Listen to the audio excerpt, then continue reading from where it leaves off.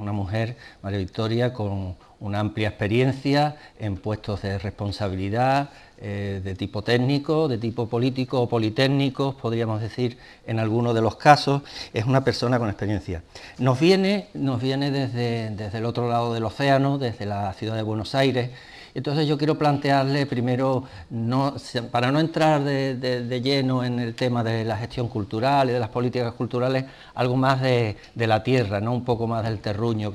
Mi idea era que nos explicara así, en dos palabras, o cuatro si fuera preciso, un poquito más, porque claro, nosotros tenemos una visión desde acá de lo que es Argentina, de lo que es Buenos Aires, y entonces yo quería plantearle que más allá de lo que quizás muchos conocemos, más allá de Borges, del tango, más allá del peronismo, pues que nos dijeras un poquito qué es Buenos Aires, qué es la ciudad de Buenos Aires, qué significa.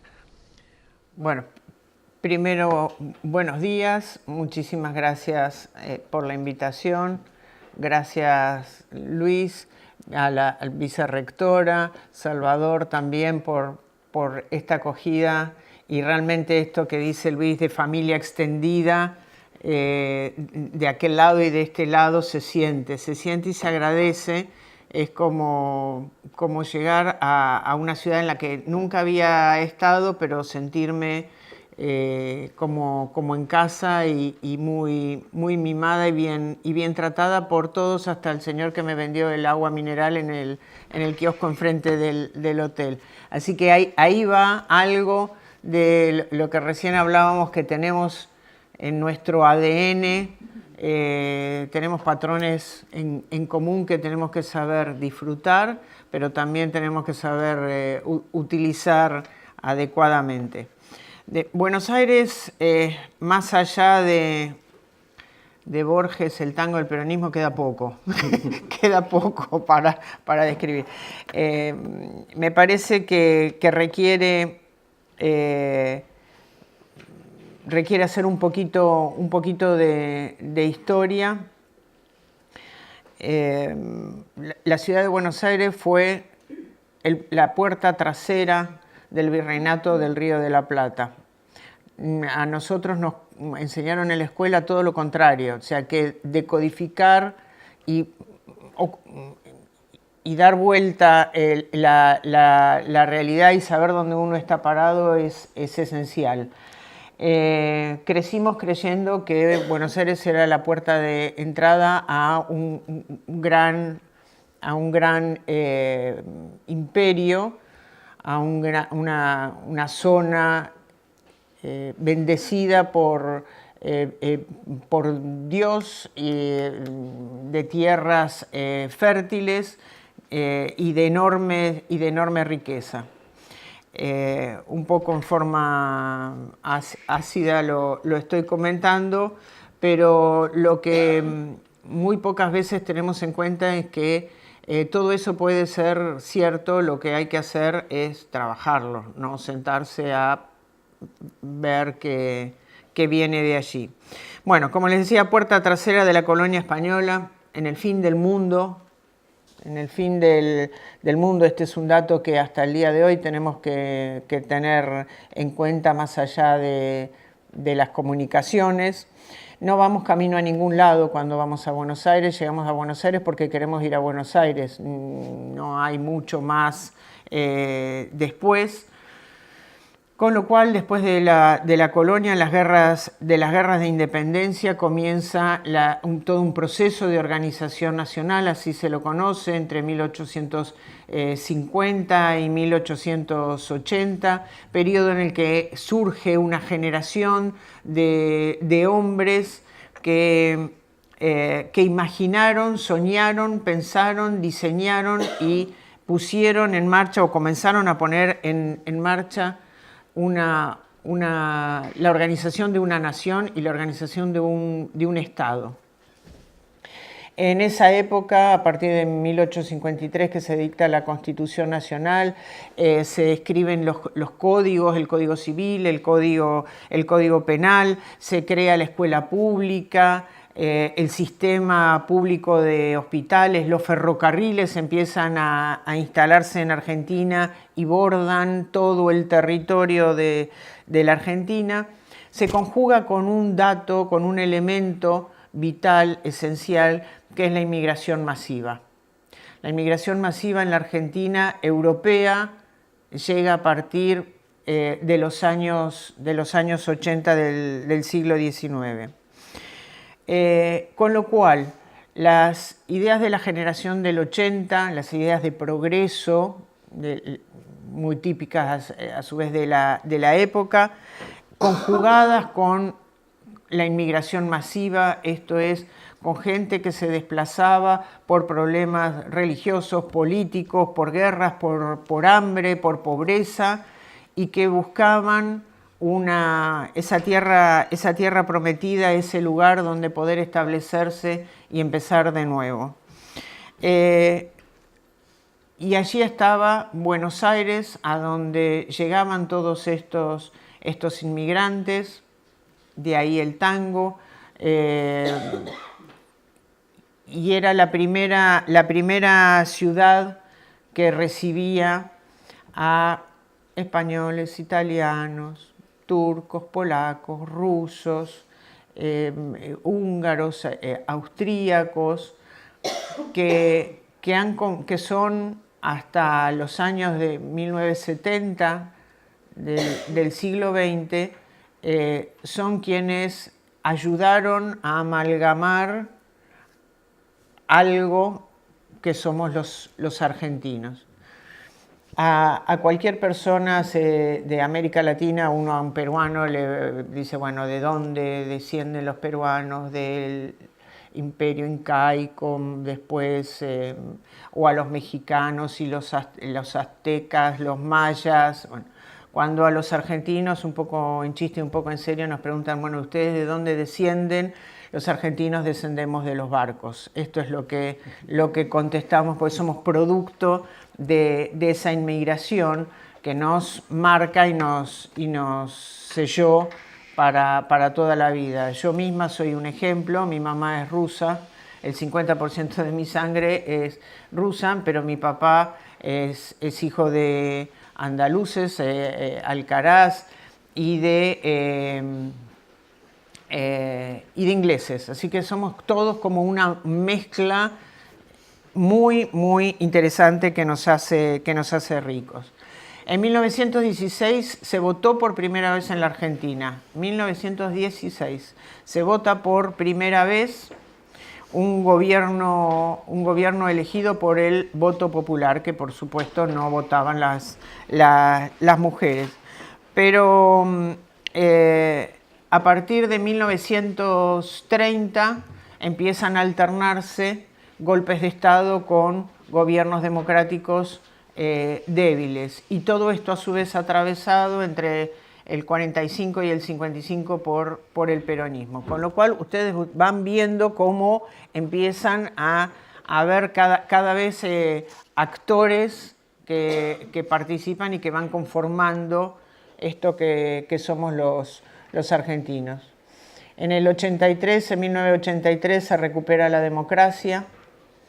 Desde ahí comienza a darse vuelta la hoja de este libro de la historia y empiezan a pasar algunas otras cosas. Ya es casi imposible imaginar un golpe de Estado en la Argentina, pero nos pasan otras cosas como las crisis políticas siguen existiendo y las económicas, y que también nos van moldeando. La última, la más fuerte para nosotros, fue en el 2001, que es una crisis político-económica que rompe el bipartidismo de peronistas y radicales, que son los dos grandes históricos partidos políticos de la Argentina. Comienza una gran crisis política, empieza a hablarse de la vieja política y que tiene que surgir una nueva política, hay unos nuevos modos de representación, y ahí surge un grupo de gente que nunca había hecho política, pero que estaba preocupada e interesada por el bien común y por el futuro de la República, que en primera instancia ganan las elecciones de la ciudad de Buenos Aires, me refiero a Mauricio Macri y el PRO, y que en el 2015 gana la presidencia de la Nación. En el medio, entre el 2001 y el 2015, bueno, una variante local de populismo nacionalista que también se ve en Venezuela, en Bolivia, en Ecuador, donde combinan ahora, a partir de ahora, combinan como dos modos de concebir a la política y a la cultura también, un modo populista, un tanto autoritario, y otro modo, otra corriente, otro idioma vinculado a una representación democrática, plural, diversa, que es ese el camino el que nos permite entablar fecundos y fuertes diálogos, por ejemplo, con España y con el resto del mundo. Bueno, Buenos Aires, en definitiva, es, como decíamos, la puerta de entrada, pero también es la puerta de salida de mucha gente que, muy desilusionada en el 2001 o en las épocas de dictadura, ha elegido irse. Es la caja de resonancia de lo que sucede en el resto del país. Es la capital de la Argentina, pero también es una ciudad autónoma, es una ciudad de Estado que tiene vida propia y que elige sus autoridades desde que reformó la Constitución en el año 94. La cultura para los porteños, así nos llamamos, es parte estructural de nuestras vidas.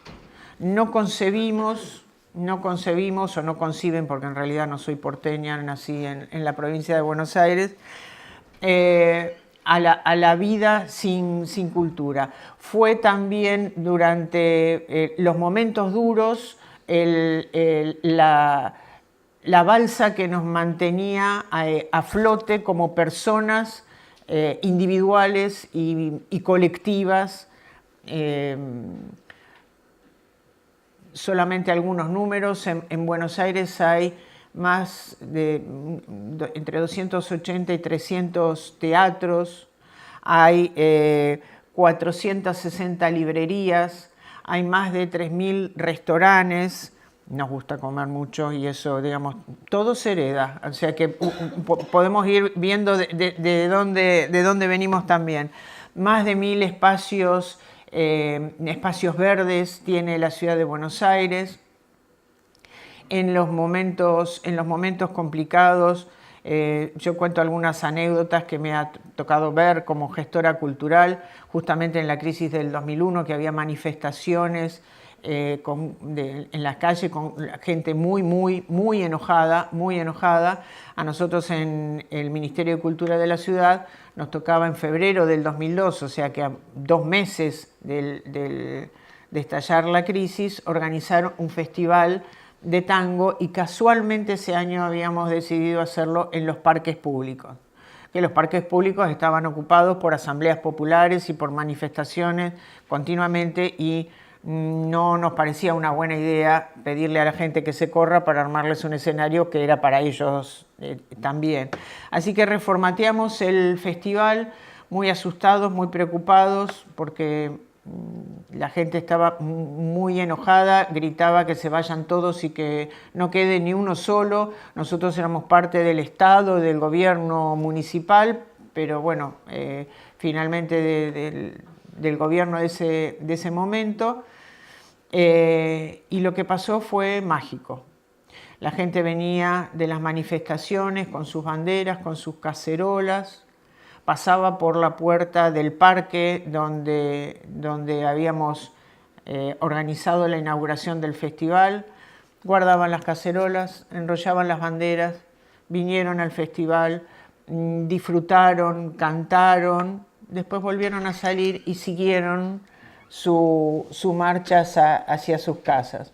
Hay muchos ejemplos vinculados a que los argentinos en general, los porteños en particular, cuidamos a las instituciones culturales como propias, trascienden al gobierno de turno, son de todos. Entonces es una muy buena, a su vez, herramienta de integración social y cultural. ¿Cómo somos los porteños? Bueno, cómo es la ciudad de Buenos Aires, es diversa, es cosmopolita, somos melancólicos, de allí el tango, somos apasionados, somos irreverentes, muchas veces desobedientes, no nos es fácil aceptar reglas de juego, creativos, desconfiados. Bueno,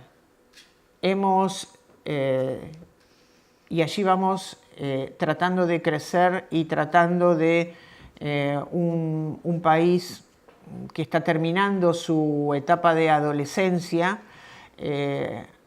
entrando a la vida de adulto, muchos de nosotros tratando de serenar, de encontrar puntos de encuentro, de diálogo, de construcción colectiva, y para eso creemos que la cultura es una enorme, preciosa, también herramienta de transformación social. Así que bueno, esos somos los porteños, más allá de Borges, el tango y el peronismo. Bueno, que Borges y el tango no están mal, el peronismo ya vemos. Eso es otra charla. Es otra charla aparte. Vale, Victoria, Buenos Aires da una sensación primero de ciudad muy europea, ¿no? Hay calles que a uno le parece estar en Madrid o en París, en calles europeas, pero lo que más sorprende son las magnitudes, ¿no?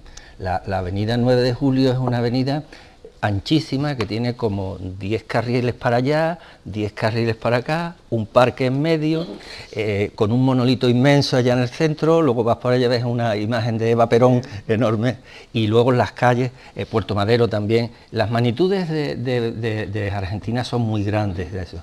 Y tú gestionabas un centro cultural, que aquí llamamos polivalente, de proximidad, que era el Centro San Martín, que en lo que yo he leído tenía 30.000 metros cuadrados, que para hacernos una idea, le he buscado, esos son 6 estadios de fútbol.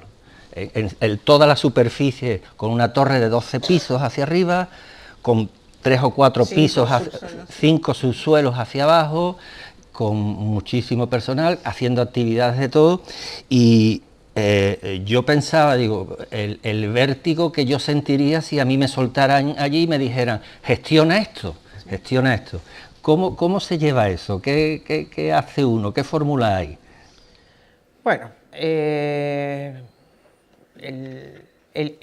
impacto siempre llega, pero bueno, nosotros hemos crecido con esas magnitudes y esas extensiones enormes de todo. Buenos Aires es una ciudad de 202 kilómetros cuadrados, en los cuales viven 3 millones de personas que duermen a la noche, y otros 3 millones de personas entran a trabajar o a estudiar durante el día. Pero está rodeada por un cordón muy, muy populoso de entre 9 y 10 millones de personas más, que utilizan muchos de los servicios de Buenos Aires. Con lo cual, los volúmenes y las cantidades de personas que circulan por Buenos Aires son grandes comparativamente.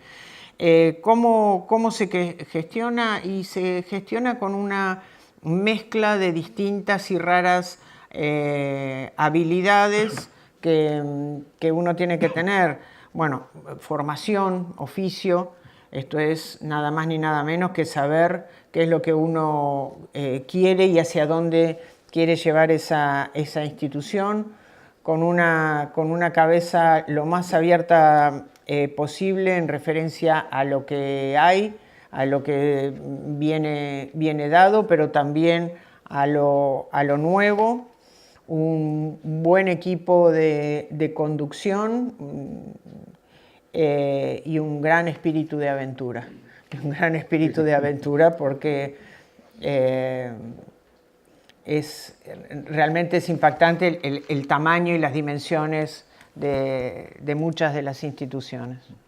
Y por seleccionar un poco, ¿cuál sería de ese periodo, de los dos periodos en que tú estás, dos periodos en el San Martín, tu mejor recuerdo y también por aquello de las malas prácticas, el peor? Oh. Si apagan las cámaras tengo. Digamos, la mejor experiencia, lo que yo aprendí de la teoría a la práctica en el Centro Cultural San Martín fue una prototeoría que armé allá por comienzos de los 2000, que con muchos amigos de aquí de España lo he discutido, vinculada a la sustentabilidad institucional que necesitan las organizaciones culturales. ¿Qué quiere decir para mí sustentabilidad institucional? Que uno tiene que desarrollar con el mismo nivel de preocupación e intensidad y dedicarse con el mismo nivel de preocupación e intensidad a temas tan variados como la infraestructura o el mantenimiento del contenedor, de la infraestructura, pero también hay que ocuparse del público, pero también hay que ocuparse de los presupuestos, de la programación o los contenidos, de la capacitación, de los recursos humanos, de las cuestiones legales, de la administración. No hay una cosa más importante que la otra. La imagen para mí es cuando yo era chica en el circo, había un señor que movía platos y iba moviendo cada vez más platos sin que se fueran cayendo. Bueno, esa es la imagen. Tienen que ser 20, 10, 15 platos que son los ítems que hay que estar girándolos y que giren y que no se caigan. Sobre todo en el caso del Colón hubo directores generales y artísticos. En alguna época estaba concentrado en una sola cabeza la conducción general y la conducción artística del teatro, que por supuesto venían del campo artístico y que por supuesto su preocupación y su interés estaba puesto más en lo artístico que en el resto. Y yo siempre digo, uno puede armar la mejor exposición en un museo del mejor artista, pero si se corta la luz no hay exposición. Y si no hay agua en los baños, uno no puede hacer una actividad abierta al público. Entonces hay que ocuparse de absolutamente todo. Ese fue mi mejor aprendizaje. Terminé como escribiendo además inclusive hasta artículos sobre el tema. Una de las experiencias más enriquecedoras que me golpeó con esta realidad cuando llegué en la primera semana que llegué al Centro Cultural San Martín, me piden una reunión, que había una situación de crisis tremenda y que tenían que hablar conmigo y explicarme qué era lo que pasaba. Entonces, bueno, viene el jefe de mantenimiento y me habla que se rompieron las bombas de las napas freáticas. Yo dije, ¿en qué manual de gestión cultural tengo a las bombas de las napas freáticas? Resulta que el Centro Cultural San Martín está construido sobre dos riachos, dos napas, que las 24 horas tienen que ser desviadas con unas bombas.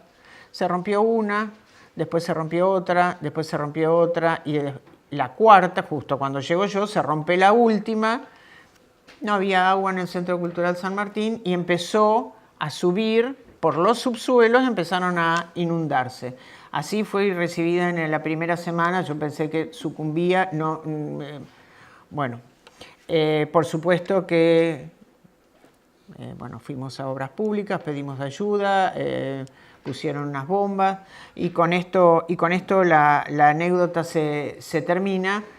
Y yo había hecho cursos de especialización en gestión cultural y a mí nunca nadie me habló de preocuparme de temas como la infraestructura, de que las puertas cerraran, que los baños estuviesen en condiciones, y de esas cosas hay que ocuparse también. Pero tampoco nunca nadie en los cursos de especialización me había hablado de algunas cuestiones legales o de la necesidad de mantener una comunicación. Ustedes piensen que yo vengo de la generación de aquellos que nos formamos digamos, con una carrera después de una carrera universitaria, leyendo mucho, mirando más y tomando algunos cursos de especialización aquí en España. Así es como nos formamos mi generación de gestores culturales en Latinoamérica. Una anécdota divertida que sobre ya casi el final de mi gestión o a mediados de la primera gestión en el Centro Cultural San Martín. Un día estoy trabajando en mi oficina, escucho las sirenas de los bomberos. Las sirenas es algo con lo que uno más o menos se acostumbra a vivir, si no es de la policía, son de las ambulancias o de los bomberos. Bueno, y la escuché cada vez más cerca, y escuché que se detuvo lo que yo calculaba era en el Centro Cultural San Martín. Así que bueno, llamé a seguridad abajo a ver qué era lo que sucedía. Me dice, nada, está todo muy bien. Que yo, desconfiando un poco, tomé el ascensor, bajé. Había 3 brutas autobombas que bajaban y bajaban bomberos que entraban corriendo por todo el Centro Cultural San Martín con que había un incendio en el 5º subsuelo. Bueno, yo rápidamente lo que hice fue darme vuelta y empezar la evacuación de los 12 pisos. Evacuamos rápidamente todo el edificio. Bajo a los subsuelos a ver qué sucedía, no me dejan pasar. Bueno, finalmente suben los bomberos, el jefe de bomberos furioso, enojado, era un tipo enorme, y además con todo ese casco y todo eso era más enorme todavía. Estaba enojadísimo. ¿Qué era lo que había sucedido? En el 5º subsuelo, los muchachos de mantenimiento estaban haciendo un asado. Un asado. Entonces, el Centro Cultural San Martín, alguien, un detector de humo, se activó, llamaron a los bomberos y se movilizó 3 autobombas, medio cuerpo de bomberos que está en la zona del Congreso, y habíamos causado un problema que teníamos que explicar. El tema, por suerte, viró cuando el jefe de bomberos vio mi reacción, que con una furia característica de una descendiente de rusos y capricorniana, bajé las escaleras a tratar de encontrar a esos muchachos que habían hecho el asado. El jefe de bomberos corría atrás mío, señora, pero no es para tanto, no se preocupe, no es para tanto, ya pasó, gracias a Dios no pasó nada, pues me los quería comer vivos. Bueno, esa es otra de las anécdotas divertidas que forman parte del anecdotario, pero que tampoco están en ningún manual de gestión cultural, y estas cosas de saber cómo lidiar hasta dónde, con buenas herramientas, con oficio, con formación, pero después con mucho sentido común y espíritu de aventura. Bueno, creo que vamos a tener que poner en el manual Atalaya un capítulo sobre dónde hacer los asados, sí, los sitios convenientes de hacer asados y de no hacerlos, para que quede ya constancia de esa lección. Fue todo un aprendizaje para mí también. Me lo imagino. Me lo imagino. Mira, con esto lo que te quiero decir, ¿sí? Les quiero decir es que la formación la formación de un gestor cultural es algo esencial, pero la experiencia es vital. Es vital. Sí, estamos de acuerdo. Mira, vamos a dar un pequeño salto de Argentina a Colombia, porque en tu currículum aparece que tú trabajaste en el Plan Estratégico Cultural de Medellín, que es el periodo 10-20 para ese plan estratégico, y me interesa porque, aparte de ver el tema de la importancia de la planificación cultural dentro de la gestión cultural, es una acción que se hace en una ciudad que está saliendo de sus peores momentos de violencia, del narcotráfico, y que trata de encarar el futuro y utiliza la cultura, lo que me parece, utiliza la cultura como una de las herramientas para construir un futuro mejor. ¿Qué elemento más positivo viste tú en ese proceso, que ya que lo conociste de primera mano, de este plan estratégico en Medellín? Bueno, me parece que lo más rico fue el mismo proceso en sí, que movilizó a toda la ciudad por sectores, por grupos de interés, y la Secretaría de Cultura de la ciudad armó durante más de un año reuniones donde cada uno de los habitantes y de los ciudadanos de Medellín podían sentirse integrados y que su voz era escuchada y tenida en cuenta.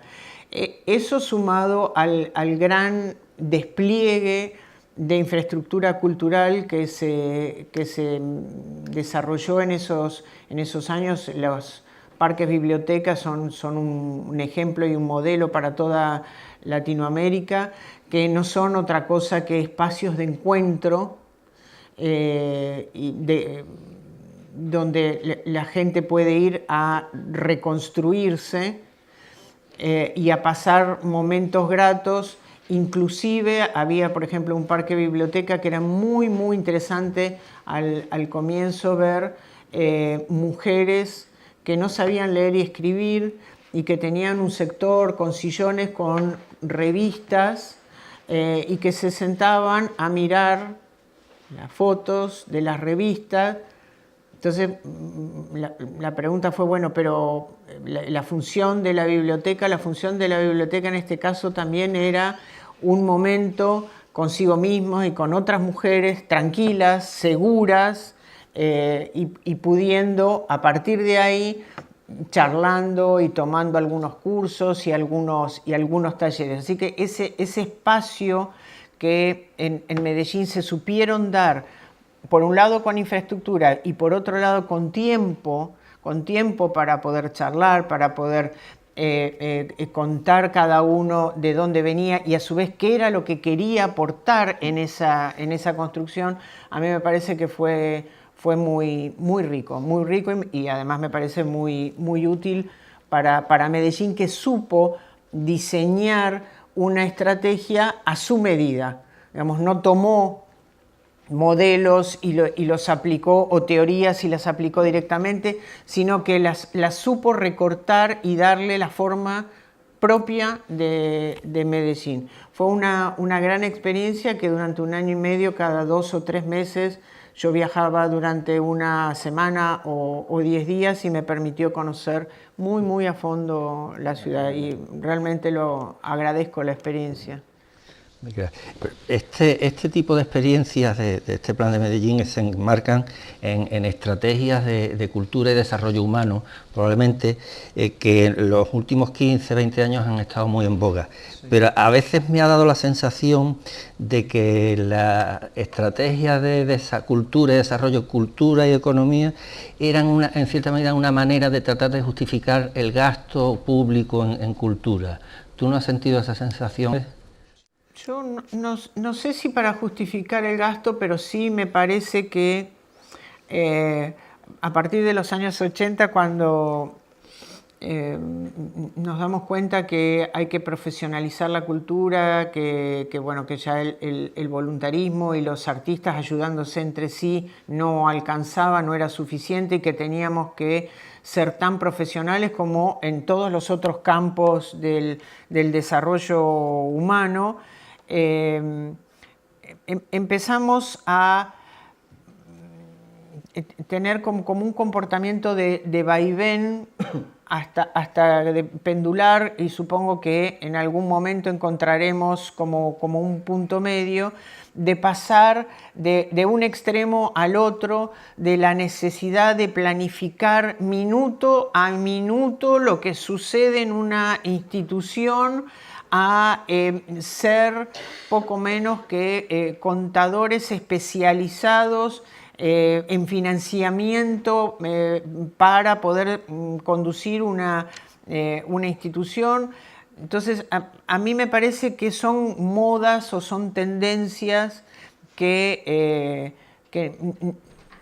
digamos, tienen que ser herramientas que además nos ayuden a formarnos como buenos profesionales. No tenemos que ahora tirar la planificación, que así vista como en aquella época es una ridiculez absoluta, no hay forma.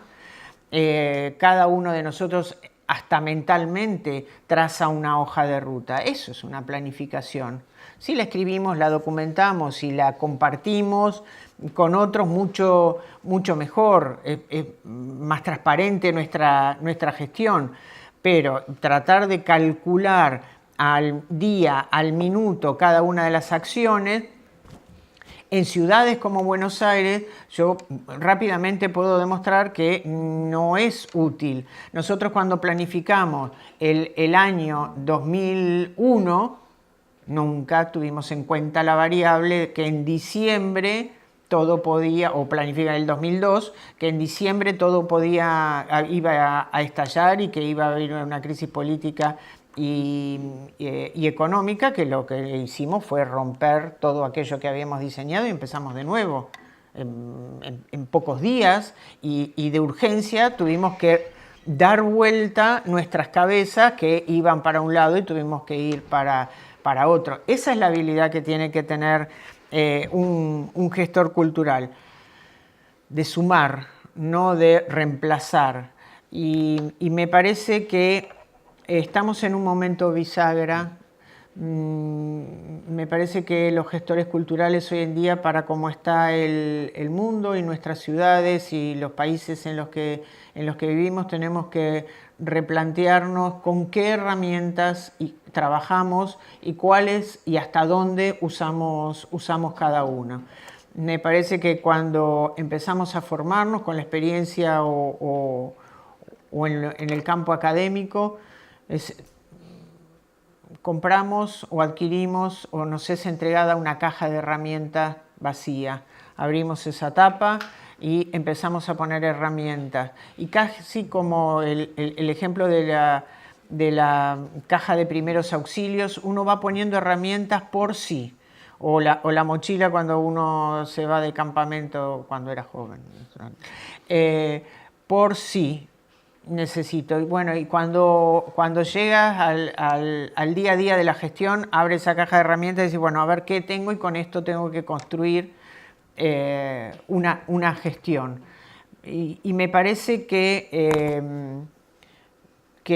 hoy no tenemos que estar tan pendientes de aquella teoría o aquella mejor estrategia, sino de todas las que podemos usar.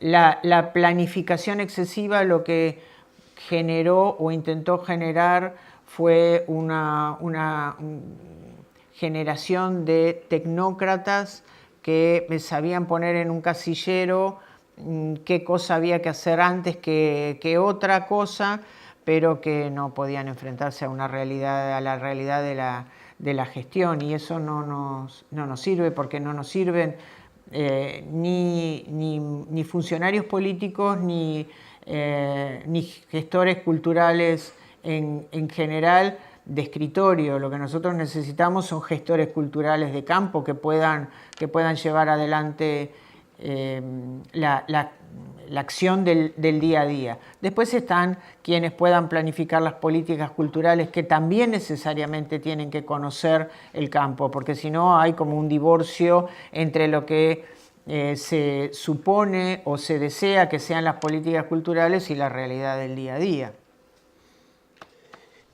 María Victoria, otro aspecto de tu actividad profesional es haber representado a tu ciudad en varias redes de cooperación institucional de ámbito latinoamericano, como Mercociudades, la red de Centros de Cultura de América y Europa, Interlocal.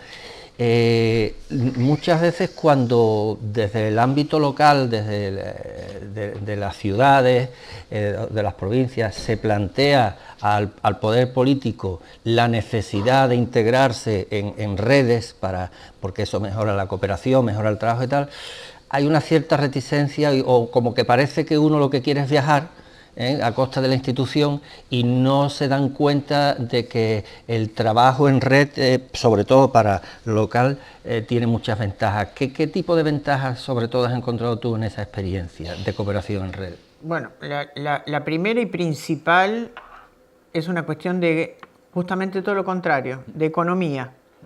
Las redes o la participación en redes de ciudades, de organizaciones o colaborativas en general, lo que permiten es estar en contacto con pares a los que les pasan cosas parecidas, donde hay una gran cantera de información y de buenas prácticas, formalizadas o no, que una o dos veces al año permiten el maravilloso momento de poder compartir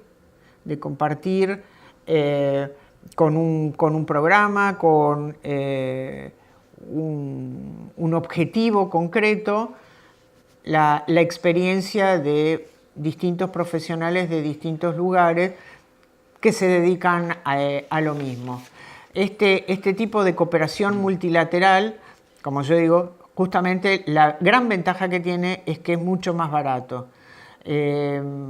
Hace un par de días estuve en Barcelona compartiendo con distintos directores de teatros de España. Bueno, el honor de que el Teatro Colón haya sido aceptado como integrante de Ópera 21, que es la red de teatros de ópera de España.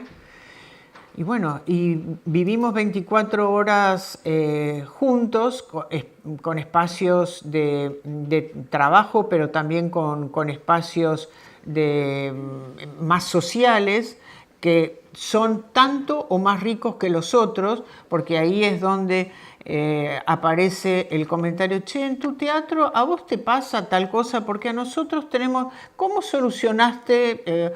Bueno, el intercambio de información, o escuchaste a aquel cantante, o viste la puesta tal, o conoces, o en determinado momento, inclusive en el Teatro Colón, nosotros pedimos ayuda a 2 o 3 teatros para solucionar unos problemas de agenda recién al comienzo, cuando yo asumí la dirección del Teatro Colón, y allí estuvo la palabra, el consejo, el dato, el contacto y la vinculación con la solución en horas. Y eso lo habíamos charlado en una reunión de OLA, que es la Ópera Latinoamérica, que preside el Teatro Colón en la ciudad de Buenos Aires, y que para la finalización del encuentro yo tenía solucionado los 2 problemas que me aquejaban en ese momento. Entonces, es una cuestión de economía. Es una cuestión de economía porque uno se encuentra con 20, con 50, con 100 colegas con los cuales convive, y la relación bilateral después se construye de otra manera.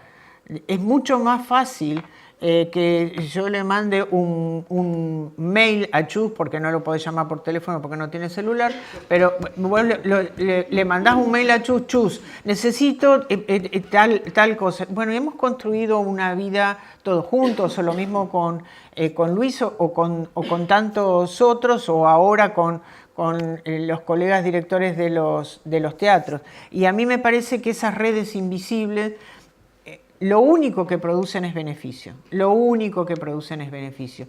Y entre otras muchas cosas porque también cuando uno hace ese viaje, además de estar en contacto, uno empieza a pensar continuamente ideas y repensar miradas que tiene sobre su propia institución, permitiéndote como tomar en perspectiva. Y eso es construcción, eso es crecimiento siempre.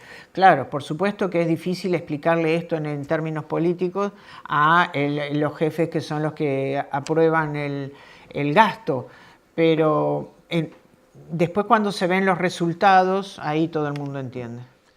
En esta línea de las redes hay una red en la que tú eres has sido una de las fundadoras, creo, y de las personas importantes, que es Interlocal, la red de cultura iberoamericana, y que a mí me lleva a tener un recuerdo, a preguntarte por una persona que fue una de los motores de esa red.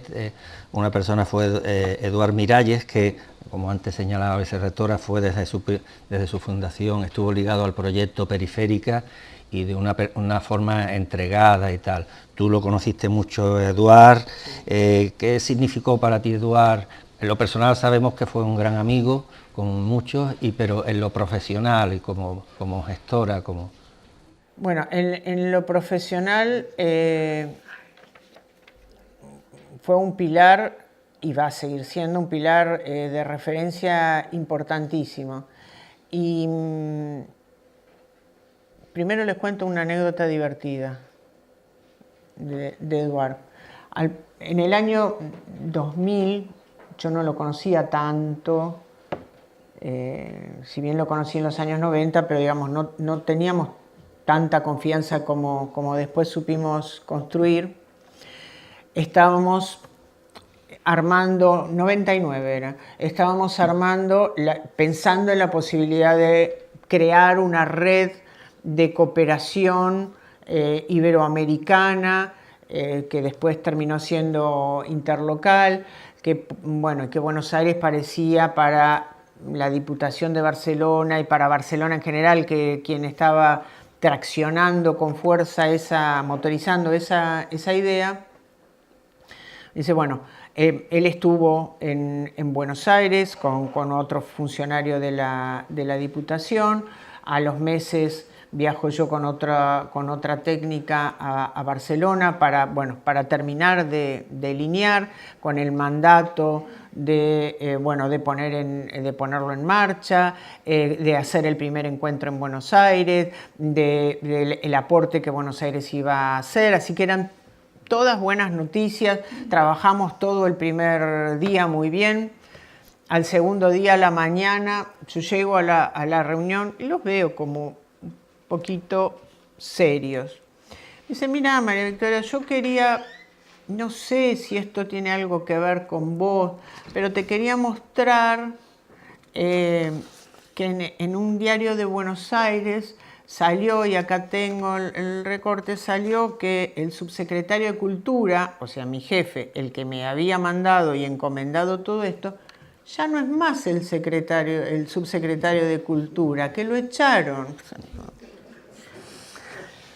Bueno, fue como un baldazo de agua fría. Me dice, esto pone en riesgo nuestro proyecto. De ninguna manera, bajo ningún punto de vista. Yo no sabía ni lo que estaba pasando en Buenos Aires.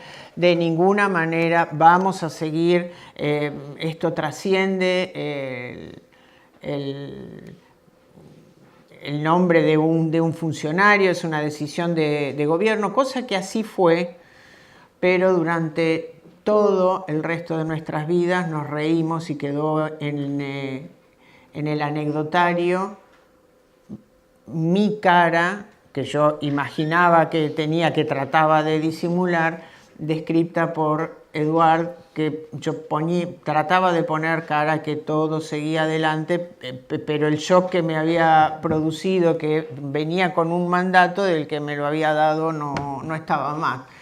Así que fue una preciosa, enorme y bella anécdota que selló también cierta hasta amistad cómplice de este tipo de situaciones que siempre suceden.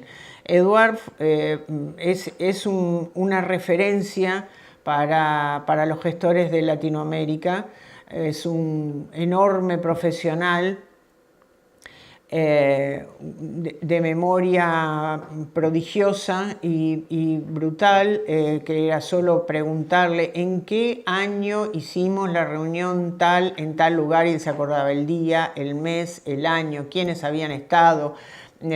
Armábamos unos grandes debates, que sí estuvo sí estuvo, y sacaba unas libretitas que él anotaba, que él tenía en cada viaje, cada tema, tenía unas libretitas de tapa negra, donde iba anotando todo. Entonces sacaba su libretita y ahí estaba el documento, y tenía razón.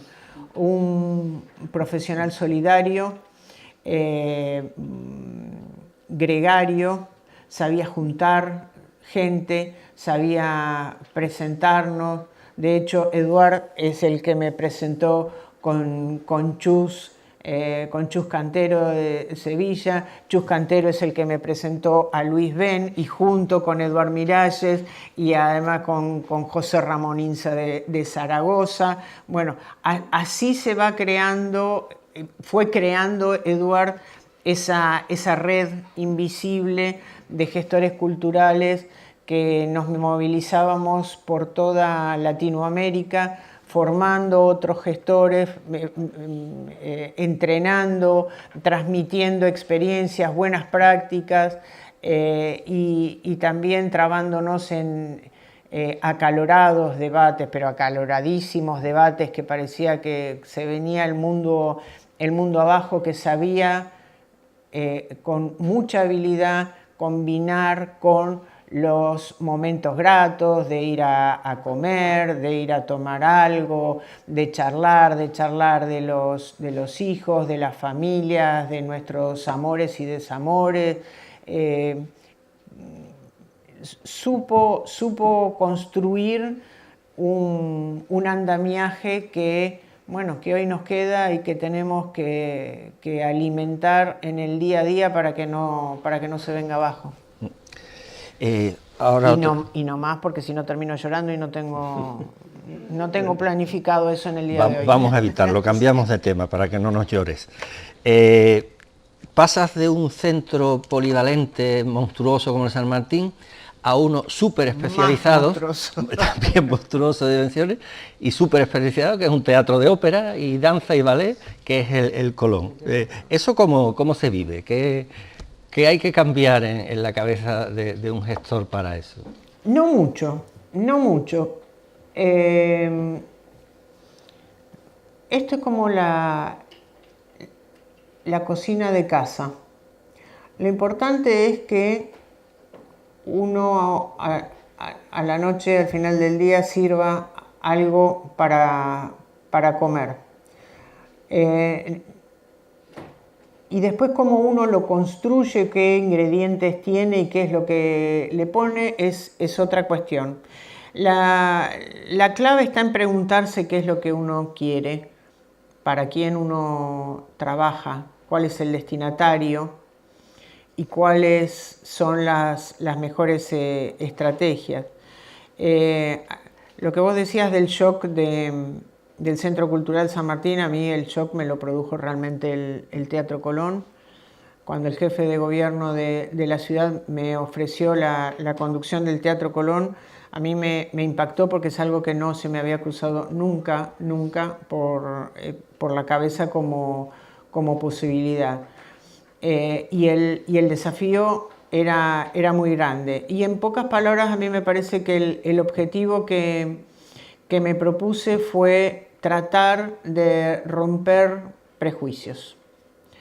Tratar de romper el prejuicio de que al Teatro Colón solamente puede acceder una élite, que al Teatro Colón solamente hay que tener mucho dinero, o hay que ser un conocedor profundo de determinado tipo de arte, o que hay que ir vestido de determinada manera, o hay que conocer las reglas de juego, porque si no quedas como descolocado si vas al Colón, que es como una especie de club de personas con mucho conocimiento sobre un tipo de arte. Con lo cual desplegué los mismos mecanismos que desplegué y estrategias en el Centro Cultural San Martín, solo que para llegar para tomar otro camino. Empezamos a trabajar listando tipos de público que tiene y que desearíamos que tenga el Teatro Colón. Entonces allí pusimos a los abonados, que son los fieles seguidores del Teatro Colón, a los que alguna vez fueron abonados y dejaron de serlo, a las escuelas públicas de la ciudad de Buenos Aires, a los turistas, a las familias con niños, a los vecinos de Buenos Aires que ni siquiera tienen la idea de que pueden ir al Teatro Colón, a la gente que vive en el resto del país. Bueno, y fuimos diseñando microacciones para cada uno de esos potenciales o existentes públicos. Con lo cual el eje de la gestión está puesto básicamente en los nuevos públicos, pero sin olvidar aquello que yo les contaba de la sustentabilidad institucional. O sea que sí me preocupo, no hay napas freáticas, pero hay miles de ventanas, ascensores, pasillos, alfombras, baños, oficinas, etcétera, etcétera, que requieren también atención, o un presupuesto muy importante, o la comunicación que tenemos que establecer con cada uno de esos grupos sociales. Con lo cual ya llevamos, digamos, un año, el primer año fue como de transición, y los dos siguientes años, el año 18, que acaba de terminar, es un año absolutamente de principio a fin diseñado por el equipo actual de gestión del teatro, en su modelo de gestión, en su conducción, en su contenido, y los resultados han sido magníficos, maravillosos. El Colón se está viviendo en este momento como una gran fiesta de la ciudad de Buenos Aires, la alegría de tenerlo. Hemos hecho muchos experimentos de laboratorio con excelentes resultados. Por ejemplo, durante enero, que es nuestro verano y el Teatro Colón está cerrado, todo el personal se toma vacaciones todo junto en el mes de enero. Bueno, en ese mes hemos organizado una colonia de vacaciones para niños adentro del Teatro Colón. O sea que durante un mes hemos tenido a 200 niños jugando con un título de ópera y con un título de ballet, hacer la escenografía, aprenderse la historia, cómo se canta, las distintas voces, cómo está conformada una orquesta sinfónica, los roles del director de escena, el director musical, la utilería, fabricaron cosas, se caracterizaron, aprendieron maquillaje. Bueno, esos primeros 200 niños han conformado el Club de Chicos del Teatro Colón y son nuestros interlocutores con sus familias. Son los embajadores del Teatro Colón. Ahora se están anotando, los estamos invitando para que cada uno invite a su curso, a su grado de la escuela, a que venga gratis a hacer una visita guiada por el Teatro Colón, y así vamos con distintas acciones y beneficios. En el otro extremo hemos hecho una coproducción artística con Disney, Es la primera vez que en la región Disney hace una coproducción con otro. Fue una experiencia magnífica, maravillosa, que nos permitió llegar a familias con un buen poder adquisitivo, pero que nunca habían entrado al Teatro Colón, porque no es cierto que solamente los que no tienen la plata para la entrada no van al Teatro Colón. Hay gente que también que tiene la posibilidad de comprar una entrada al Teatro Colón y que tampoco va. Entonces también vamos por ellos, también vamos a invitarlos y a convocarlos. Con lo cual, bueno, ese despliegue de herramientas y esa preocupación por la sustentabilidad de la institución, el Teatro Colón, por ejemplo, para hablar de la sustentabilidad, no tenía un depósito para guardar escenografía. No tenía. Esto quería decir que cada vez que se terminaba una ópera, que en general cuando yo llegué tenía 4 o 5 presentaciones, cada título se desguazaba, se tiraba. Entonces hemos ya revertido este nefasto proceso. Tenemos un galpón en la zona de la Boca, que es el primero de un gran proyecto de sacar carga de fuego y algunas áreas del Teatro Colón que van a estar en la zona de la Boca, que van a poder ser recorridas por los vecinos y por los turistas, que vean cómo guardamos nuestras cosas o cómo se produce o cómo se fabrica. Bueno, no solamente hemos detenido esa pérdida de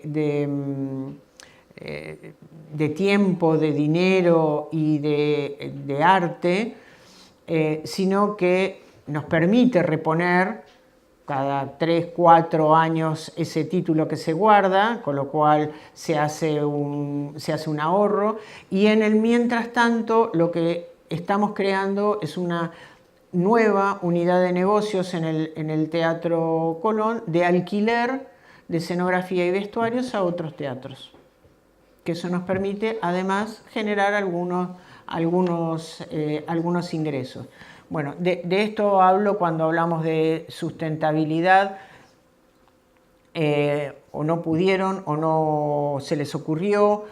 Bueno, un director de una institución especializado en gestión cultural tiene la obligación de mirar, de ir haciendo como un recorrido por los distintos frentes que tiene que atender y gestionar y avanzar. Bueno, de allí, a su vez, la necesidad de vincular al Teatro Colón con otros teatros europeos.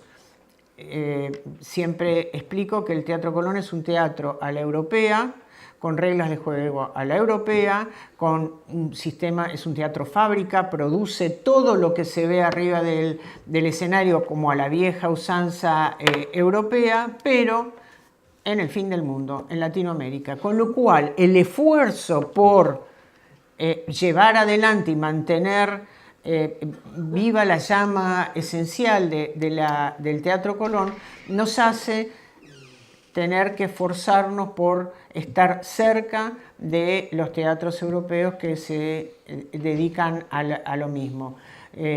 Nuestros primos lejanos, pero cercanos en algún sentido, el modelo que siguió el Teatro Colón es la Scala de Milán. Pero la Ópera de París, el Bolshoi de Moscú, el Real de Madrid, el Liceu de Barcelona, etcétera, etcétera, etcétera, son los modelos que nosotros queremos y tenemos que seguir. Entonces tenemos que venir, no alcanza con los mails, no alcanza con el teléfono, no alcanzan con los videos, no alcanza con los WhatsApp ni Google. Hay que venir. Tenemos que recorrerlos, tenemos que caminarlos, tenemos que conocerlos, tenemos que conocer a sus directores, tenemos que trabajar y entablar diálogo con sus directores escenotécnicos, con sus programadores. Vemos hasta los folletos, cómo se hace el anuario, no porque no sepamos cómo hacerlo, pero si nuestro estándar es un estándar europeo, bueno, tenemos que correr el doble para llegar al mismo punto de partida que los teatros de aquí de Europa. Y eso no se puede hacer de ninguna otra manera que no sea en red. No se puede hacer de ninguna otra manera, porque además el tiempo es finito y los presupuestos también.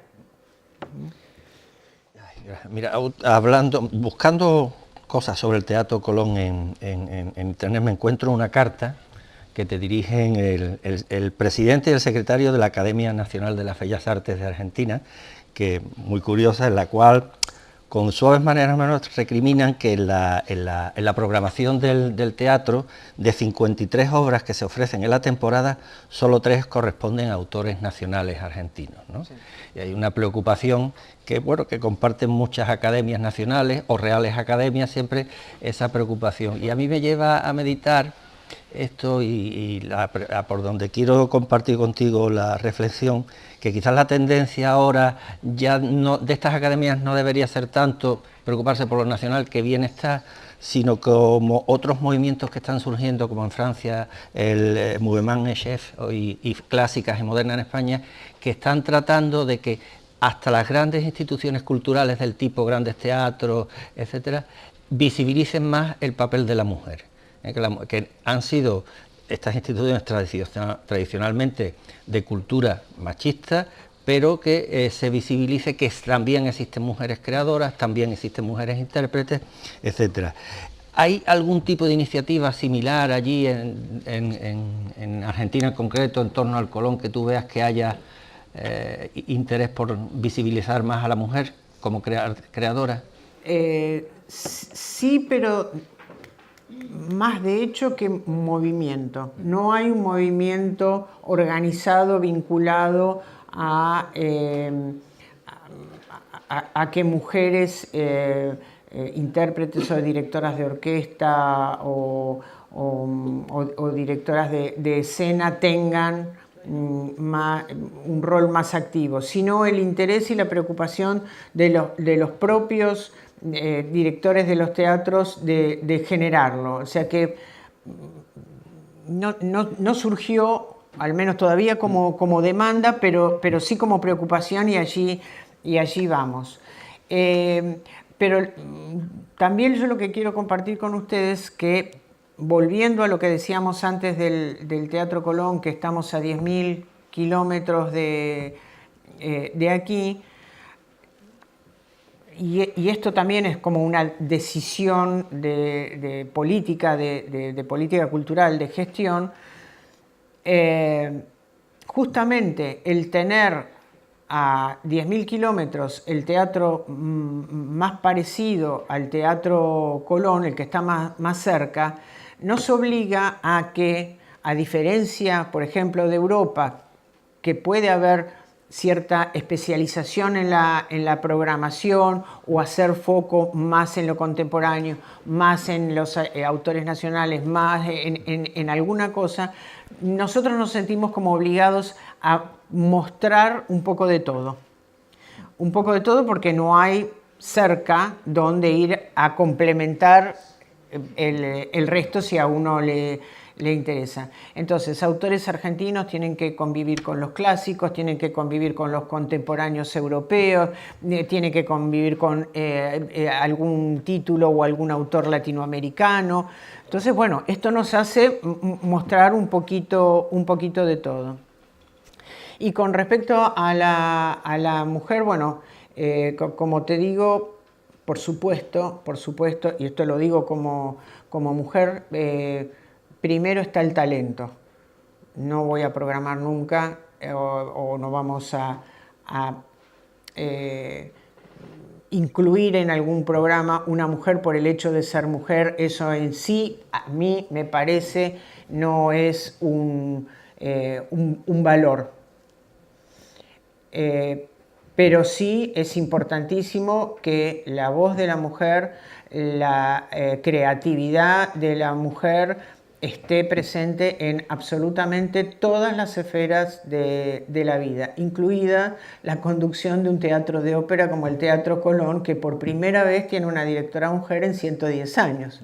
Así que ahí yo me siento también como muy comprometida y obligada a mirar que las mujeres tengan el lugar correcto, adecuado y que estén presentes también en la gestión cultural en términos generales y en el arte también, obvio.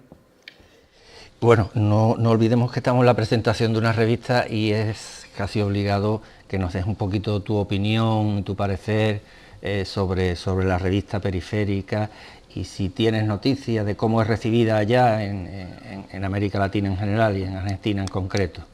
Bueno, Periférica es para Latinoamérica y para Argentina, y para mí personalmente es una referencia insoslayable, importantísima.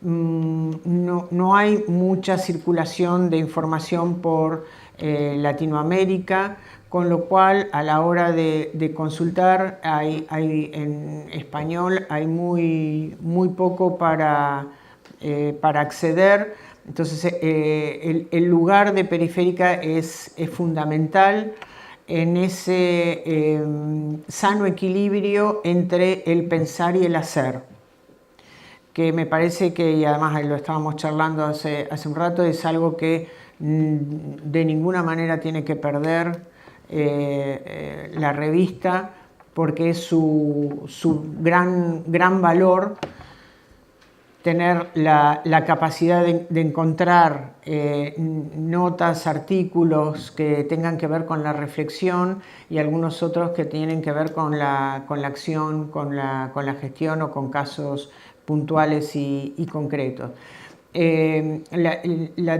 Tanto Latinoamérica, bueno, hay muchos países que la formación académica es importante. El 50% de la formación académica en gestión cultural en Latinoamérica se concentra entre México y Argentina. El otro 50% Colombia, Chile y alguien más, pero también, dicho sea de paso, el 80% de la formación es presencial en Latinoamérica. Esto también hay que tenerlo en cuenta. Solo el 20% se hace a distancia, con lo cual la revista en su versión papel o en su versión digital es muy importante para los profesionales, para mantenernos al día, pero también cada vez más para los estudiantes en Latinoamérica, que la van utilizando como referencia, que junto con Atalaya hacen un buen tándem de consulta. Realmente, y además es una obra de arte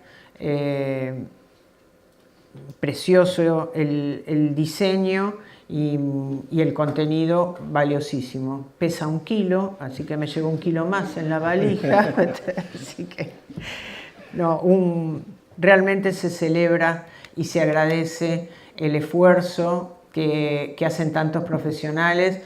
Aquí en la Universidad de Cádiz, que alberga, protege, cría y gestiona esta revista. Realmente felicitaciones y muchas gracias. No dejen de hacerla.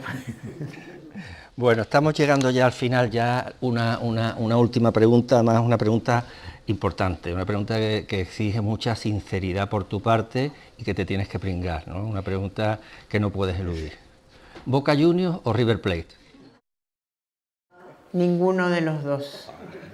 Soy de San Lorenzo de Almagro, azul y rojo. El cura Lorenzo Massa, a principios del siglo XX, les dio una pelota a unos chicos pobres y dio origen al Club San Lorenzo de Almagro, que es el club de mi marido, de mis hijos, y que yo acompaño con mucha hidalguía. Tengo mi camiseta que dice atrás María Victoria, que me regaló inclusive el presidente del club cuando descubrió, viniendo al Colón, que la directora del Colón era de San Lorenzo. Quedó como un director de un teatro de ópera puede ser fan de un equipo de fútbol. Le digo, somos seres humanos en el fondo también. Así que San Lorenzo de Almagro, ni Boca ni River. Bueno, muchas gracias. Bueno, agradecerte personalmente y todo tu participación, haber estado con nosotros, estas reflexiones que hemos compartido, y nada, que vuelvas pronto por aquí, ya que conoces la ciudad. En cuanto me inviten vuelvo, porque me enamoré de esta ciudad. Y además encontré que en la catedral hay unas obras que pintó un señor llamado Salvador Alcaraz, que debe haber sido pariente mío, obviamente, así que tengo que volver. Muchas gracias, María Victoria. Gracias a vosotros.